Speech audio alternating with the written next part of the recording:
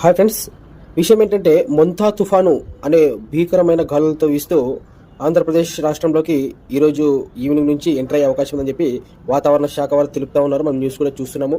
కాబట్టి ప్రతి ఒక్కరూ చాలా జాగ్రత్తలు పాటించండి, చాలా జాగ్రత్తగా ఉండండి. అత్యవసరం అయితే తప్ప ప్రయాణాలు పెట్టుకోవద్దండి. అంటే 27, 28, 29 ఈ 3 days అతి భారీ వర్షాలు పడే అవకాశాలు ఉన్నాయి. కాబట్టి ఈ 3 daysలో ఏమన్నా మీ జర్నీ ఏమన్నా కూడా వాయిదా వేసుకోండి.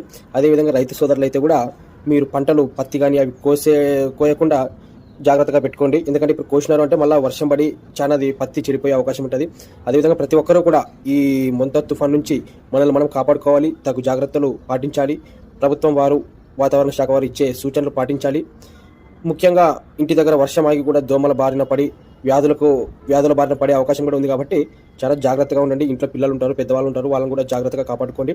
అత్యవసరం అయితే తప్ప బయటికి వెళ్ళి ఇబ్బంది పడొద్దండి. ఓకేనా? దయచేసి అందరూ జాగ్రత్తగా ఉండాలని కోరుకుంటున్నాను. ఓకేనా? ఈ 3 days 29 తర్వాత వర్షాలు తగ్గి మళ్ళీ సాధారణ స్థితికి వచ్చే అవకాశం ఉందని చెప్పి వాతావరణ శాఖ వారు చెప్తున్నారు. ఓకేనా? Take care.